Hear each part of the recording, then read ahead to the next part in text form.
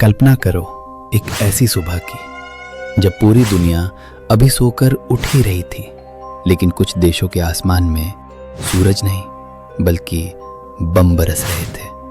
शहर जल रहे थे, लाखों लोग अपने ही घरों से भाग रहे थे और इंसानियत धीरे धीरे इतिहास के सबसे अंधेरे दौर में प्रवेश कर रही थी। ये सिर्फ एक युद्ध नहीं था, ये वो आग थी जिसने पूरी दुनिया को बदल दिया। एक ऐसा युद्ध जिसमें 70 मिलियन से ज्यादा लोग मारे गए, जहां इंसान मशीन बन गया, विज्ञान विनाश बन गया और सत्ता की भूख ने पूरी धरती को खून से रंग दिया।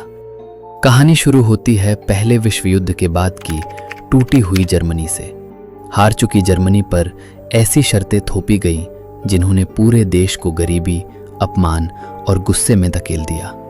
लोग भूखे थे, बच्चे सड़कों पर थे, नोटों की कीमत कागज से भी कम हो चुकी थी और हर तरफ सिर्फ एक सवाल था, आखिर जर्मनी की ये हालत किसने की?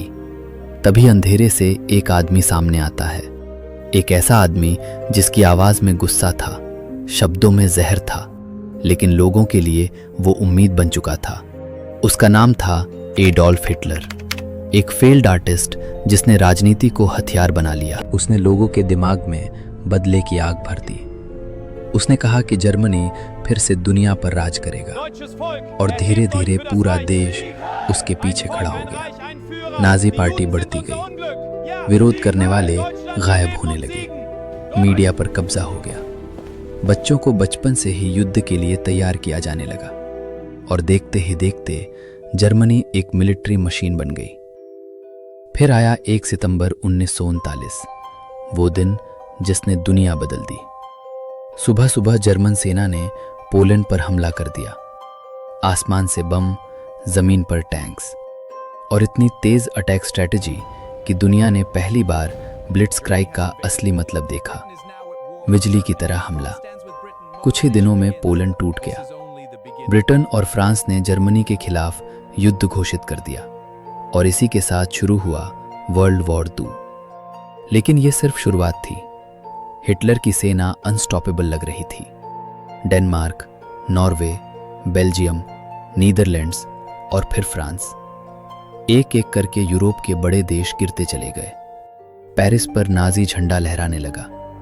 पूरी दुनिया शॉक में थी। लोग सोचने लगे कि शायद अब हिटलर को कोई नहीं रोक सकता। लेकिन उसी समय ब्रिटेन में एक नेता खड़ा हुआ जिसने हार मानने से इनकार कर दिया, विंस्टन चर्चिल। उसने कहा, वी शैल नेवर सरेंडर। और फिर शुरू हुई बैटल ऑफ ब्रिटेन। रात दिन लंदन पर बम गिरते रहे, बच्चे अंडरग्राउंड स्टेशंस में छिपते थे, हर तरफ धुआं, चीखें, आग। लेकिन ब्रिटेन झुका नहीं। इसी बीच हिटलर की नजर अब दुनिया के सबसे बड़े हिस्से पर थी, सोवियत यूनियन। 1941 में उसने ऑपरेशन बारबासो शुरू किया।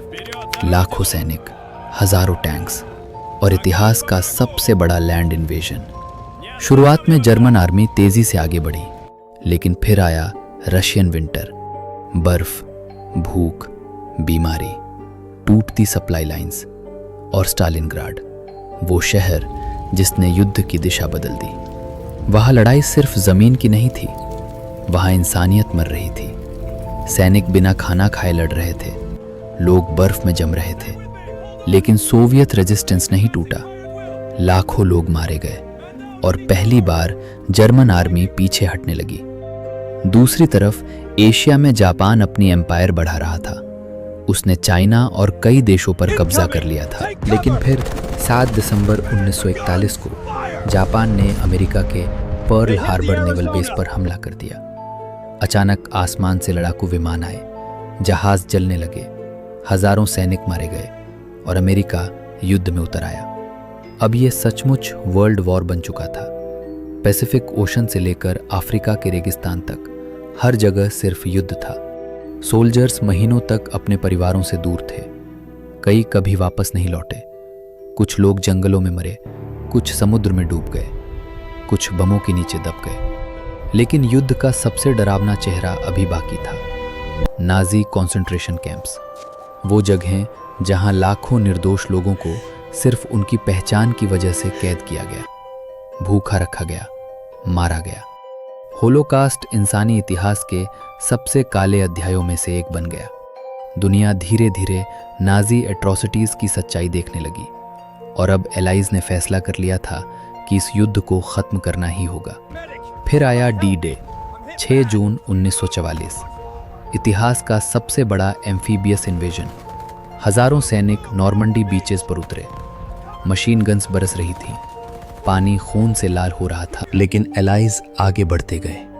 फ्रांस आज़ाद हुआ, जर्मनी चारों तरफ से घिरने लगी और फिर 1945 बर्लिन टूट चुका था। सोवियत आर्मी शहर में प्रवेश कर चुकी थी। हिटलर एक बंकर में छिपा बैठा था। वही आदमी जिसने दुनिया जीतने का सपना देखा था अब हार से बच नहीं सकता था और अंततः नाजी जर्मनी गिर गई। लेकिन युद्ध अभी खत्म नहीं हुआ था। जापान अब भी लड़ रहा था। तब अमेरिका ने वो फैसला लिया जिसने इतिहास हमेशा के लिए बदल दिया। 6 अगस्त 1945, हिरोशिमा। एक पल में पूरा शहर आग में बदल गया। लोग गायब हो गए, इमारतें राख बन गईं। फिर 9 अगस्त, नागासाकी। दुनिया ने पहली बार न्यूक्लियर डिस्ट्रक्शन की असली ताकत देखी। कुछ ही दिनों बाद जापान ने सरेंडर कर दिया और आखिरकार वर्ल्ड वॉर 2 खत्म हो गया। लेकिन उसके बाद जो बचा वो सिर्फ जीत या हार नहीं थी, वो थे टूटे हुए शहर, लाखों अनाथ बच्चे, मानसिक रूप से टूट चुके सैनिक और वो डर कि अगर इंसान ने इतिहास से कुछ नहीं सीखा तो शायद तीसरा विश्व युद्ध पूरी मानवता का अंत बन सकता है। वर्ल्ड वॉर 2 ने सिर्फ देशों की सीमाएं नहीं बदली, इसने इंसानियत का चेहरा बदल दिया। विज्ञान आगे बढ़ा, लेकिन साथ ही ये भी साबित हुआ कि जब सत्ता, नफरत और लालच इंसान पर हावी हो जाएं, तो पूरी दुनिया जल सकती है। और शायद यही कारण है कि आज भी जब किसी पुराने बैटलफील्ड में हवा चलती है तो ऐसा लगता है जैसे इतिहास अब भी फुसफुसा कर कह रहा हो, युद्ध कभी किसी का नहीं होता। अगर आपको इतिहास के ऐसे रहस्य, युद्धों की अनसुनी कहानियां और दुनिया के सबसे खतरनाक सच जानना पसंद है तो अभी इस चैनल को लाइक और सब्सक्राइब ज़रूर करें, क्योंकि यहाँ हर वीडियो आपको ले जाएगी इतिहास के उस अंधेरे हिस्से में